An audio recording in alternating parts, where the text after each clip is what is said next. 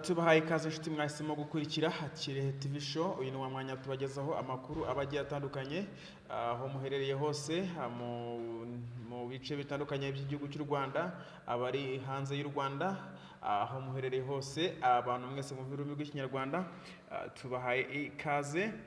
Nawe kandi niba utarakora subscribe, gerageza ukore subscribe ukande kukazogera kugira ngo ujye ubasha gukurikirana akantu uku kandi buri ko dushyizeho inkuru.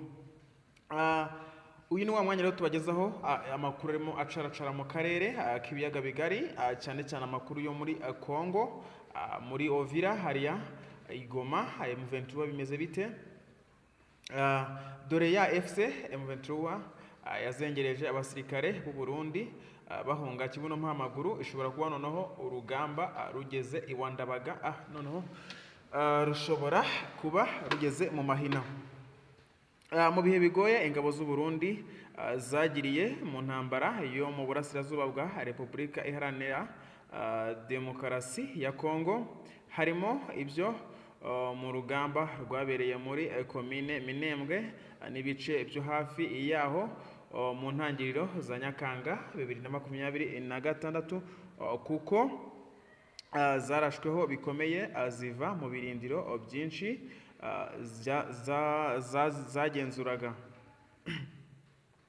Ni urugamba rwari rutandukanye cyane n'izindi zaberaga muri ibi bice, kubera ko kuri iyi nshuro umutwe wa MRDP twirwaneho wari warabereye ibamba ingabo z'u Burundi, iza RDC, imitwe ya Wazalendo na FDLR wafatanije n'abarwanyi ba AFC M23.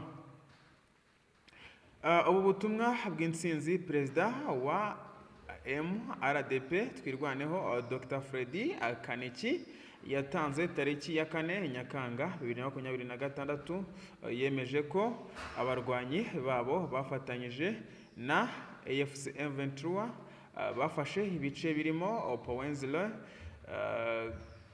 Karingi, Mikenke, Gakenke, Kalongi na Ilundu na Rwitsa Nkuku. Ihuriro ry'ingabo za leta ya Repubulika Iharanira Demokarasi ya Congo rirahunga. Dr Kaniki yagize ati uyu munsi abicanyi ruharwa aribo FARDC, FDNB, FDLR, Wazalendo n'abacanshuro barashweho birukanwa mu bice bari bamaze iminsi barigaruriye. Abarwanyi ba AFC M23 na MRDP twirwaneho bifashishije drones cyane mu mirwano yabaye muri uku kwezi. Yasaga naho nta gishobora kuzikumira, kuko zashoboye kugera kure mu mujyi wa Baraka muri teritwari ya Fizi, aho byemejwe ko zatwitse kajugujugu ebyiri z'ingabo za RDC. Impirimbanyi y'uburenganzira bw'ikiremwamuntu Pacifique Ninahazwe yatangaje ko amakuru yahawe n'abasirikare b'u Burundi bari ku rugamba muri RDC avuga ko bataye ibirindiro birimo n'ibyo abarwanyi ba FC M23 na twirwaneho batagezeho. Ninahazwe yagize ati nibo bivugira aho bari bati twebwe twavuyeyo twiruka, n'ibirindiro bitari byafashwe na M23 bitanatewe twe twarabitaye byose turiruka. Bamaze kugera Baraka barababwiye bati oya mugerageze musubireyo, byibura musubire ku birindiro twirwaneho na M23 bataje gufata. Uyu Murundi uzwiho gutangaza amakuru yizewe ku ngabo z'u Burundi ziri mu ntambara yo muri RDC yasobanuye ko aba basirikare bavuze ko bazemera gusubira kurwana na AFC M23 natwirwaneho mu gihe iyi drone bita CH4 izaba yahanuwe. Ati kugira ngo bemere gusubira muri ibyo birindiro bari bataye bitanatewe, harinze kubanza kubemerera ko batazongera koherezwa kurwana badashoboye guhanura drone. Hari drone bavuga ngo ibabangamiye ku rugero bagira bati naho mwagira mute iyo drone igihari twebwe ntituzongera kwemera kujya kurwana.